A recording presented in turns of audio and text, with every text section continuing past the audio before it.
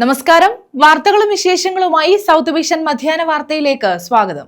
ഇന്നത്തെ പ്രധാന സംഭവ വികാസങ്ങളിലേക്ക്.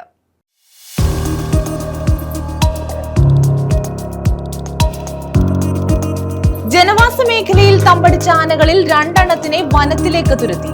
പിറവന്തൂരിലെ ജനവാസ മേഖലയിൽ തമ്പടിച്ച ആനകളെയാണ് തിരിച്ചയച്ചത്. ബാക്കി ആനകളെ ചാലിയക്കര 6 കടത്തിവിടാനുള്ള ശ്രമം തുടരുന്നു.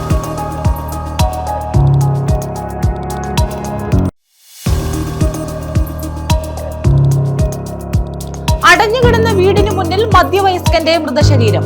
ശക്തികുളങ്ങര ഇടപ്പാടം വയൽ സ്വദേശി സുരേഷ് ബാബുവാണ് മരിച്ചത്.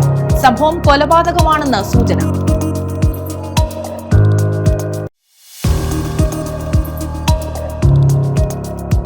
ക്ഷേത്രമോഷ്ടാവ് പിടിയിൽ. കല്ലിയോട് തേവന്നൂർ സ്വദേശി അജീഷാണ് അറസ്റ്റിലായത്. കാണിക്കവഞ്ചികൾ കുത്തിപ്പൊളിച്ച് പണം അപഹരിക്കുന്ന സ്ഥിരം മോഷ്ടാവാണ് ഇയാളെന്ന് പോലീസ്. വിശദമായ വാർത്തകളിലേക്ക്. ജനവാസ മേഖലയിൽ തമ്പടിച്ച ആനകളിൽ 2 എണ്ണത്തിനെ വനത്തിലേക്ക് തുരത്തി. പിറവന്തൂരിലെ ജനവാസ മേഖലയിൽ തമ്പടിച്ച ആനകളെയാണ് വനമേഖലയിലേക്ക് തിരിച്ചയച്ചത്. കുറച്ചാനകളെ ചാലിയക്കര 6 കടത്തിവിടാനുള്ള ശ്രമം തുടരുകയാണ്. നിരീക്ഷണം തുടരുകയും കൂടുതൽ ആനകൾ ഉണ്ടെങ്കിൽ അവയെ വനമേഖലയിലേക്ക് തിരികെ അയക്കാൻ നടപടി സ്വീകരിക്കുമെന്നും ജനപ്രതിനിധികളും ഉദ്യോഗസ്ഥരും വ്യക്തമാക്കി.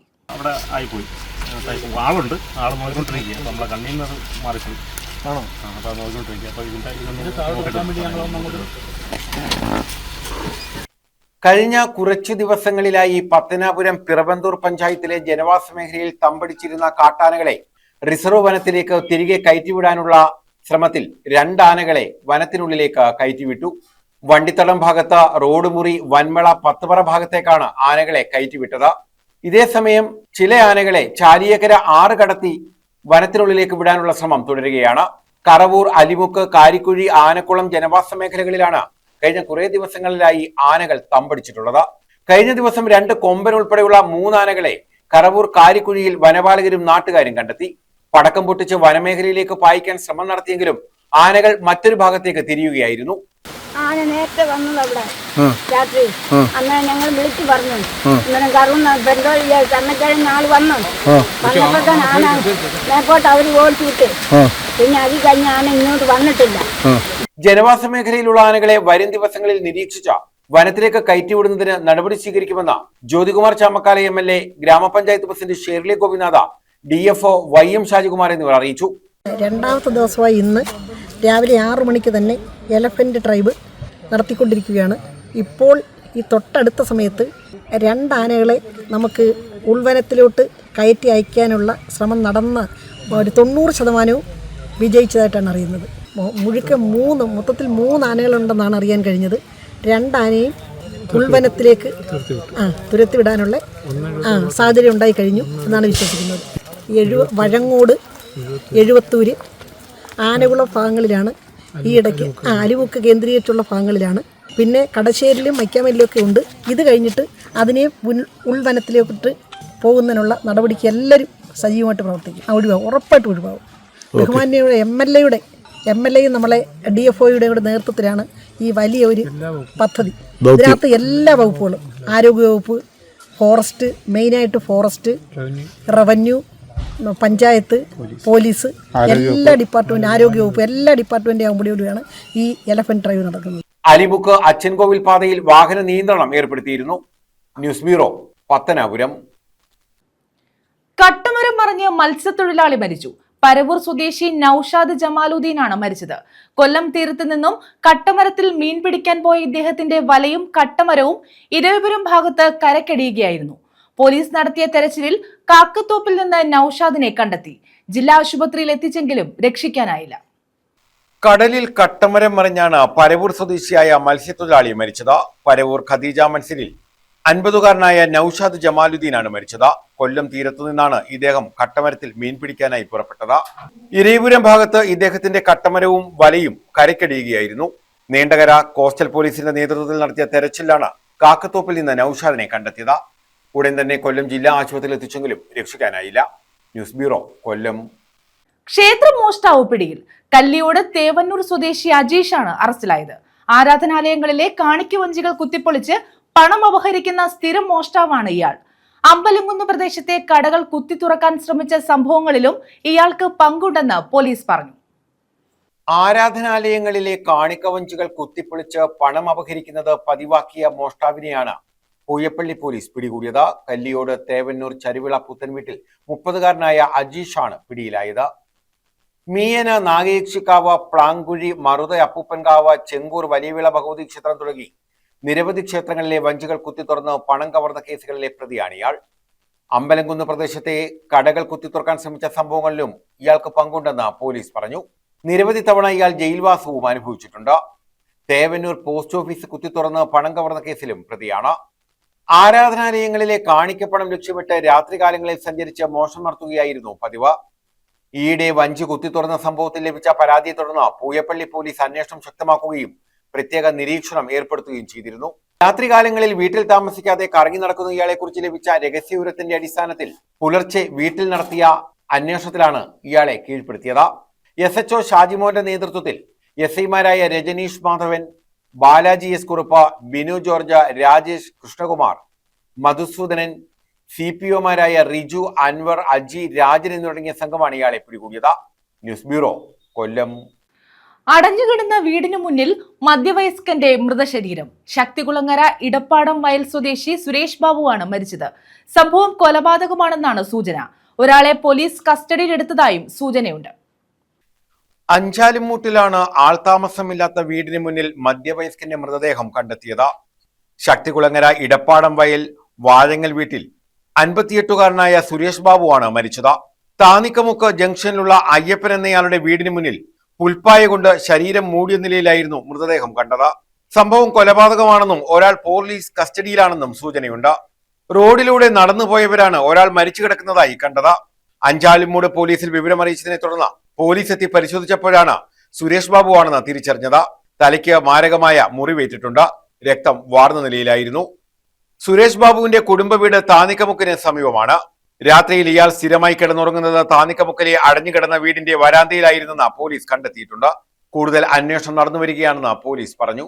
ന്യൂസ് ബ്യൂറോ, കൊല്ലം. ഭക്തൻ വഴിപാടായി നൽകിയ സ്വർണമാല കവർന്ന കേസിൽ മുൻ മേൽശാന്തിയും യുവതിയുമായി തെളിവെടുപ്പ്. വിറ്റമാല കായംകുളത്തെ ധനകാര്യ സ്ഥാപനത്തിൽ നിന്ന് കണ്ടെടുത്തു. പുനലൂർ മാമ്പഴത്തറ ദേവീക്ഷേത്രത്തിൽ നിന്നുമാണ് മാല അപഹരിച്ചത്. കഴിഞ്ഞ ഫെബ്രുവരിയിൽ ക്ഷേത്രത്തിൽ നടന്ന വിവാഹ ചടങ്ങുകൾക്കിടെയാണ് തമിഴ്നാട് സ്വദേശി ക്ഷേത്രത്തിൽ നൽകിയ മാല അപഹരിക്കപ്പെട്ടത്. മാമ്പഴത്തറ ദേവീക്ഷേത്രത്തിൽ ഭക്തൻ വഴിപാടായി സമർപ്പിച്ച ലക്ഷങ്ങൾ വിലമതിക്കുന്ന സ്വർണമാല അപഹരിച്ച കേസിലാണ് മേൽശാന്തിയെയും കൂട്ടാളിയെയും പോലീസ് കസ്റ്റഡിയിൽ വാങ്ങി തെളിവെടുപ്പ് നടത്തിയത്. പ്രതികൾ വിറ്റഴിച്ച സ്വർണമാല കായംകുളത്തെ ധനകാര്യ സ്ഥാപനത്തിൽ നിന്നും പോലീസ് കണ്ടെടുത്തു.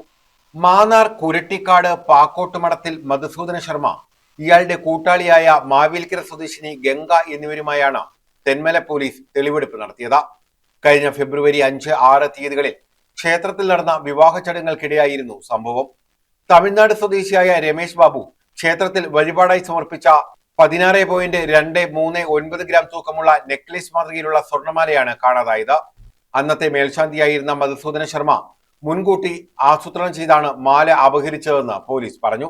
മാല കാണാതായതിനെ തുടർന്ന് ദേവസ്വം ബോർഡ് വിജിലൻസ് വിഭാഗം അന്വേഷണം നടത്തി മധുസൂദന ശർമ്മയെ സർവീസിൽ നിന്ന് നീക്കം ചെയ്തിരുന്നു. മാല നൽകിയ ഭക്തൻ നേരിട്ട് നൽകിയ പരാതിയിൽ തെന്മല പോലീസ് രജിസ്റ്റർ ചെയ്ത് നടത്തിയ ശാസ്ത്രീയമായ കേസന്വേഷണത്തിലാണ് പ്രതികൾ വലയിലായത്. മോഷ്ടിച്ച സ്വർണ്ണമാല ആദ്യം സുഹൃത്തായ ഗംഗയ്ക്ക് കൈമാറി ഒരു ധനകാര്യ സ്ഥാപനത്തിൽ പണയം വെച്ചു. പിന്നീട് കൂടുതൽ തുക ലക്ഷ്യമിട്ട് ഇവർ പണയുരുപ്പടി തിരിച്ചെടുത്ത് കായംകുളത്തെ മറ്റൊരു സ്ഥാപനത്തിൽ വിറ്റു. കോടതിയുടെ പ്രത്യേക അനുമതിയോടെയാണ് പ്രതികളെ കസ്റ്റഡിയിൽ വാങ്ങി പോലീസ് തെളിവെടുപ്പ് നടത്തിയത്. തെളിവെടുപ്പിലാണ് കേസിലെ തൊണ്ടി മുതലായ സ്വർണ്ണമാല കണ്ടെടുത്തത്. News bureau, Punalur. സാംസ്കാരിക അപജയം കെട്ടിക്കിടക്കുന്ന ഇടമായി കേരളം മാറിയെന്ന് സുനിൽ പി ഇളയിടം. കാമ്പശ്ശേരി കരുണാകരൻ ലൈബ്രറി കൊല്ലം പ്രസ് ക്ലബിൽ സംഘടിപ്പിച്ച സുകുമാർ അഴീക്കോട് ജന്മശതാബ്ദി പ്രഭാഷണ പരിപാടിയിൽ പങ്കെടുക്കുകയായിരുന്നു അദ്ദേഹം. സാമൂഹ്യ യാഥാർത്ഥ്യത്തിന് നേരെ മുഖം തിരിക്കുകയും ആചാരം ഭ്രാന്തായി മാറുന്ന കാലത്തിലൂടെയാണ് നാം കടന്നു പോകുന്നതെന്നും അദ്ദേഹം പറഞ്ഞു.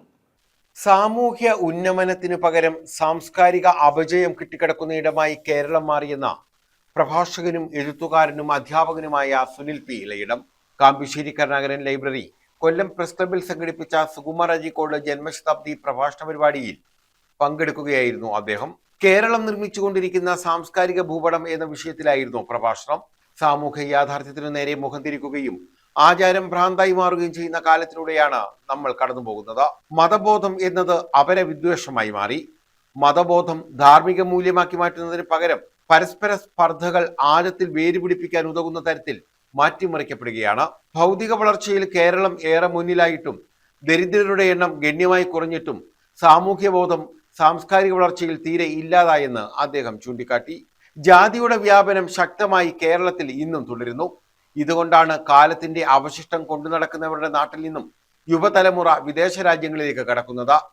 വിജ്ഞാനം വികസിപ്പിക്കുന്നതിൽ നാം പരാജയപ്പെടുകയും സാമൂഹ്യ ധാരണകൾ പൊള്ളയായി മാറുകയും ചെയ്യുന്നു.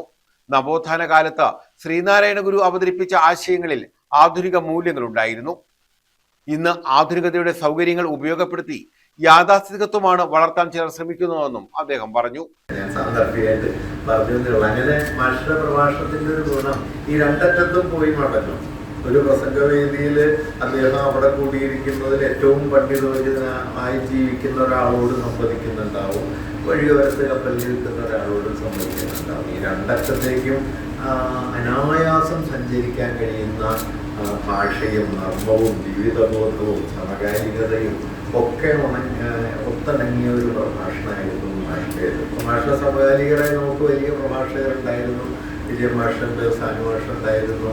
ആ മാഷിക്ക് തൊട്ട് മുമ്പാണെങ്കിൽ മുണ്ടശ്ശേരി മാഷെ പോലെ ഇപ്പൊ KP പറയുന്നുണ്ട്, പ്രസംഗവേദിയിൽ ഗോപുരം പോലെ നിന്ന് മുണ്ടശ്ശേരിയെ ഞാൻ ഓർക്കുന്നു എന്ന്. മുണ്ടശ്ശേരി മാഷ അങ്ങനെ ഒരു വലിയ തലയെടുപ്പാണ്. ഞാനൊരു തവണ അങ്ങനെ കണ്ടിട്ടുള്ളൂ, പ്രസംഗം ഞാൻ കേട്ടിട്ടില്ല. അതുകൊണ്ട് എനിക്ക് അറിയില്ലെങ്കിലും അക്കാലത്ത് ആളുകൾ പറഞ്ഞു കേട്ടിട്ടുണ്ട് മുണ്ടശ്ശേരി മാഷ പ്രസംഗം എന്ന് പറഞ്ഞാൽ വേറൊരു വയൽ മുറുക്കാനിട്ടിട്ടാണ് അത്രേ പ്രസംഗിക്കുക. അപ്പൊ മുറുക്കാൻ ഇങ്ങനെ വയലുണ്ട്. അപ്പൊ പ്രസംഗിച്ചുകൊണ്ടിരിക്കുന്നതിന്റെ ഇടയ്ക്ക് കുറച്ച് നേരം കഴിയുമ്പോൾ പ്രസംഗം നിർത്തിയിട്ട് വായൊക്കെ കഴുകി കുലുക്കി തുപ്പി ഒന്ന് വീണ്ടും പ്രസംഗിക്കും. അപ്പൊ ആളുകൾ ഇതെല്ലാം കേട്ടിരിക്കും. അങ്ങനെ ഉള്ള വലിയ പ്രഭാഷകർ, പനമ്പള്ളിയെ പോലുള്ള വലിയ പ്രഭാഷകരൊക്കെ ഉണ്ടായിരുന്നു. പക്ഷെ മാഷ് ആണ് ഒരു നിലയ്ക്ക് നോക്കിയാൽ പ്രഭാഷണം എന്നതിന് കഴിഞ്ഞ നൂറ്റാണ്ടിലെ ഒരു ഏറ്റവും പ്രധാനപ്പെട്ട സാമൂഹ്യ വിമർശന രൂപവും സാമൂഹ്യ വിനിമയ രൂപവുമാക്കി മാറ്റിയത് മാഷാണെന്ന് എനിക്ക് തോന്നുന്നു. Library president CR Jose Prakash അധ്യക്ഷത വഹിച്ചു. Secretary PS Suresh, advocate KP Sajinath, G Viju, Jayan മഠത്തിൽ എന്നിവർ പങ്കെടുത്തു. ന്യൂസ് ബ്യൂറോ, കൊല്ലം. നീണ്ടകര ജംഗ്ഷനിൽ നടപ്പാത നിർമ്മിക്കാൻ ഹൈക്കോടതി ഉത്തരവ് നൽകിയതായി നടപ്പാത സമരസമിതി ഭാരവാഹികൾ അറിയിച്ചു. നിരന്തരമായ സമരത്തിനും നിയമപരമായ ഇടപെടലുകൾക്കും ശേഷമാണ് ഉത്തരവ്. ദേശീയപാത അധികൃതർ നടപ്പാത നിർമ്മിച്ചു നൽകാമെന്ന് രേഖാമൂലം കോടതിയെ അറിയിച്ചിട്ടുണ്ടെന്നും ഭാരവാഹികൾ കൊല്ലത്ത് വാർത്താ സമ്മേളനത്തിൽ പറഞ്ഞു. നിരന്തരമായി പ്രതിഷേധം ഉയർത്തിയെങ്കിലും നീണ്ടകര ജംഗ്ഷനിൽ നടപ്പാത എന്ന ആവശ്യം ദേശീയപാത അതോറിറ്റി ആദ്യമൊന്നും അംഗീകരിച്ചിരുന്നില്ല. എല്ലായിടത്തും അടിപ്പാതയും നടപ്പാതകളും നിർമ്മിക്കാൻ കഴിയില്ല എന്ന നിലപാടായിരുന്നു ദേശീയപാത അതോറിറ്റി സ്വീകരിച്ചത്. ഇതിനൊടുവിലാണ് നടപ്പാത സമരസമിതിയുടെ നേതൃത്വത്തിൽ ഹൈക്കോടതിയിൽ ഹർജി നൽകിയത്. അഡ്വക്കേറ്റ് അഭിരാജ് സുന്ദർ മുഖേനയായിരുന്നു ഹൈക്കോടതിയിൽ ഹർജി സമർപ്പിച്ചത്. എന്നാൽ നടപ്പാത നിർമ്മാണത്തിന് ശാസ്ത്രീയ സാങ്കേതിക പഠനങ്ങൾ ആവശ്യമാണെന്ന് പറഞ്ഞ് നീട്ടിക്കൊണ്ടുപോകാനായിരുന്നു NHAIയുടെ ശ്രമം.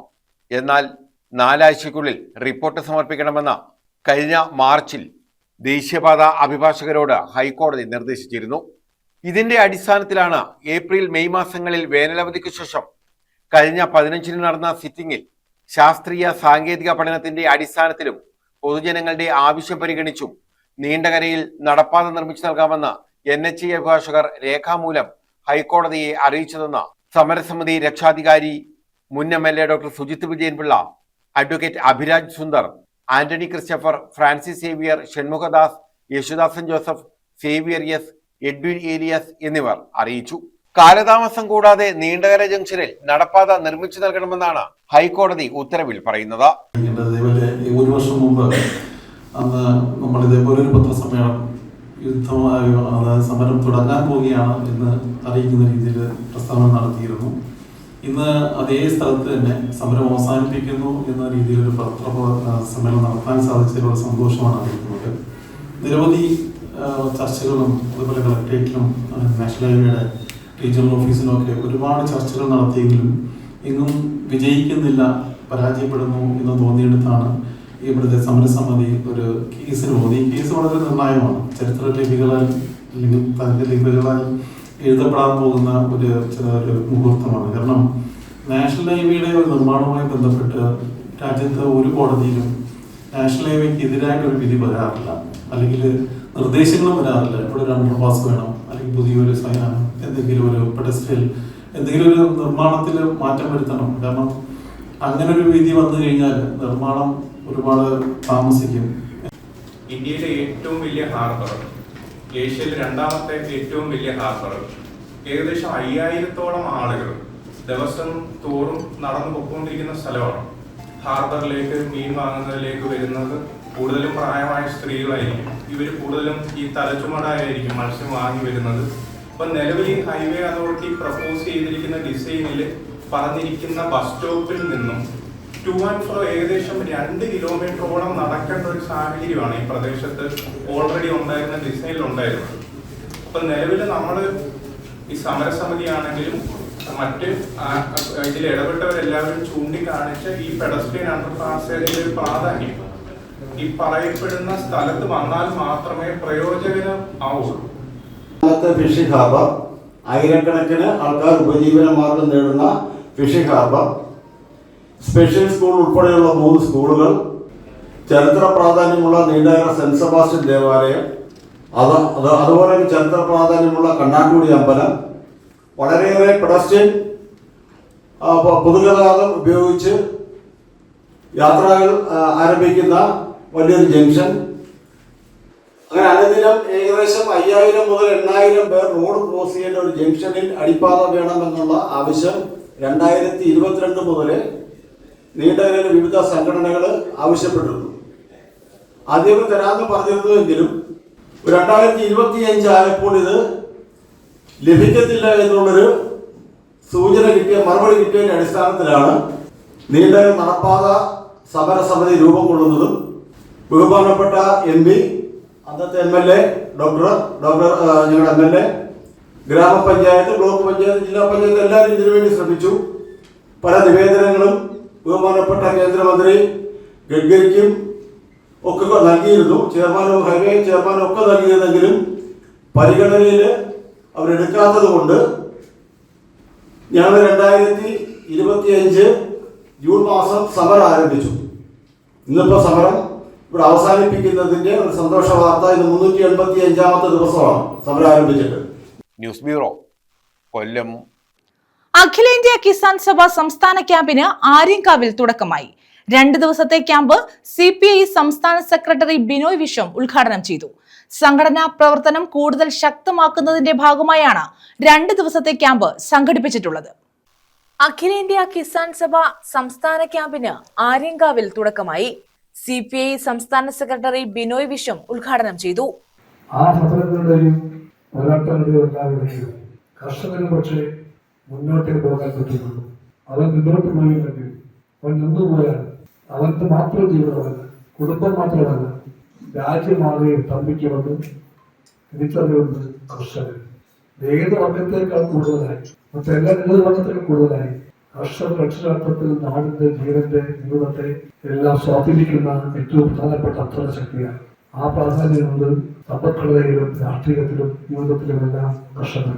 ഈ സത്യത്തെ തിരിച്ചറിഞ്ഞുകൊണ്ടാണ് കർഷക പ്രസ്ഥാനം എന്ന് മുന്നോട്ട് പോയത്. ഇന്ത്യയുടെ ക്ഷേത്രം വഹിച്ച രാജ്യം മുഴുവനിക്കൊണ്ട് എല്ലാ പോരാട്ടങ്ങളിലേക്കും ഇറങ്ങി വന്നപ്പോൾ അവിടെ എല്ലാ കർഷകന്റെ വിയർപ്പുണ്ടായിരുന്നു, കണ്ണീരുണ്ടായിരുന്നു, പോരാട്ടവിജയമുണ്ടായിരുന്നു. സംഘാടക സമിതി ചെയർമാൻ PS സുബാൽ അധ്യക്ഷത വഹിച്ചു. 1.5 വർഷം പിന്നിടുമ്പോൾ കാർഷിക മേഖലയുമായി ബന്ധപ്പെട്ട് നിരവധിയായിട്ടുള്ള വിഷയങ്ങൾ ചർച്ച ചെയ്യാൻ നമ്മുടെ മുന്നിലുണ്ട്. അതോടൊപ്പം തന്നെ സംഘടനാപരമായി ചർച്ച ചെയ്യേണ്ട നിരവധിയായിട്ടുള്ള വിഷയങ്ങളുണ്ട്. അതെല്ലാം ഗൗരവമായി ചർച്ച ചെയ്യുന്നതിന് വേണ്ടിയാണ് ഇത്തരം ഒരു ക്യാമ്പ് കിസാൻ സഭയുടെ സംസ്ഥാന നേതൃത്വം നടത്താനുള്ള തീരുമാനം കഴിക്കുന്നത്. സംഘാടക സമിതി general convener advocate Lenu Jamal സ്വാഗതം പറഞ്ഞു. സംസ്ഥാന വൈസ് പ്രസിഡന്റ് തുളസീദാസ് മേനോൻ അനുശോചന പ്രമേയം അവതരിപ്പിച്ചു. AIKS സംസ്ഥാന ജനറൽ സെക്രട്ടറി KM ദിനകരൻ സംഘടനാ റിപ്പോർട്ടും AIKS സംസ്ഥാന പ്രസിഡന്റ് KV വസന്തകുമാർ ഭാവി പ്രവർത്തന പരിപാടിയും അവതരിപ്പിച്ചു. ഇന്ത്യൻ കർഷകരും ചരിത്രവും എന്ന വിഷയത്തിൽ അജിത് കൊളാടി ക്ലാസ് നയിച്ചു. സമാപന സമ്മേളനം AIKS ദേശീയ സെക്രട്ടറി സത്യൻ മൊകേരി ഉദ്ഘാടനം ചെയ്യും. ന്യൂസ് ബ്യൂറോ, കൊല്ലം. കൊച്ചുമക്കളെ ശല്യം ചെയ്തതിന് പരാതി നൽകി. വയോധികനെ ചുറ്റിക കൊണ്ട് തലക്കടിച്ച് കൊലപ്പെടുത്താൻ ശ്രമം. 2 പേരെ തെന്മല പോലീസ് അറസ്റ്റ് ചെയ്തു. ഒറ്റയ്ക്കൽ സ്വദേശികളായ രാജേഷ് കുമാർ, സനിൽ കുമാർ എന്നിവരാണ് അറസ്റ്റിലായത്. കൊച്ചുമക്കളെ ശല്യം ചെയ്തതിനെതിരെ പരാതി നൽകിയതിന്റെ വൈരാഗ്യത്തിലാണ് വയോധികനെ ചായക്കടയിൽ കയറി ചുറ്റിക കൊണ്ട് തലക്കടിച്ച് കൊലപ്പെടുത്താൻ ശ്രമിച്ചത്. ഒറ്റയ്ക്കൽ ഗിരീഷസദനത്തിൽ ആർ രാജേഷ് കുമാർ, ഒറ്റയ്ക്കൽ സനേഷ് വിലാസത്തിൽ സനിൽ കുമാർ എന്നിവരാണ് അറസ്റ്റിലായത്. കുളത്തൂപ്പുഴ സ്വദേശിയായ ഒറ്റയ്ക്കൽ റെയിൽവേ സ്റ്റേഷന് സമീപം താമസിക്കുന്ന വേണുനാഥൻ പിള്ളയ്ക്കാണ് ആക്രമണത്തിൽ പരിക്കേറ്റത്. കഴിഞ്ഞ ദിവസം വൈകിട്ടായിരുന്നു സംഭവം. ചായക്കടയിൽ ഇരിക്കുകയായിരുന്ന വേണുനാഥൻ പിള്ളയെ പ്രതികൾ ചുറ്റിക കൊണ്ട് മർദ്ദിക്കുകയായിരുന്നു. കൊച്ചുമക്കളെ പ്രതികൾ ശല്യം ചെയ്തതിനെതിരെ നേരത്തെ ഇയാൾ പരാതി നൽകിയിരുന്നു. ഇതിലുള്ള വൈരാഗ്യമാണ് ആക്രമണത്തിന് പിന്നിലെന്ന് പോലീസ് പറഞ്ഞു. News bureau, Thenmala. പ്രധാന വാർത്തകൾ വീണ്ടും.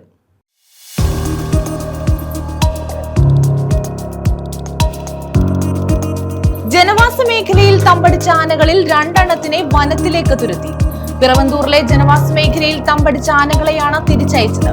ബാക്കി ആനകളെ ചാലിയക്കര 6 കടത്തിവിടാനുള്ള ശ്രമം തുടരുന്നു.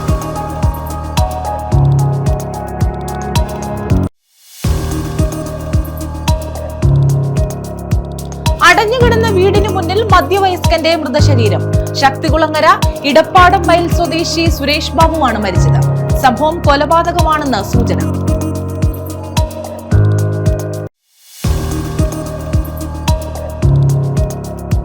ക്ഷേത്രമോഷ്ടാവ് പിടിയിൽ. കല്ലിയോട് തേവന്നൂർ സ്വദേശി അജീഷാണ് അറസ്റ്റിലായത്. കാണിക്കവഞ്ചികൾ കുത്തിപ്പൊളിച്ച് പണം അപഹരിക്കുന്ന സ്ഥിരം മോഷ്ടാവാണ് ഇയാളെന്ന് പോലീസ്. ഈ വാർത്താ ബുള്ളറ്റിൻ പൂർണ്ണമാകുന്നു. നമസ്കാരം.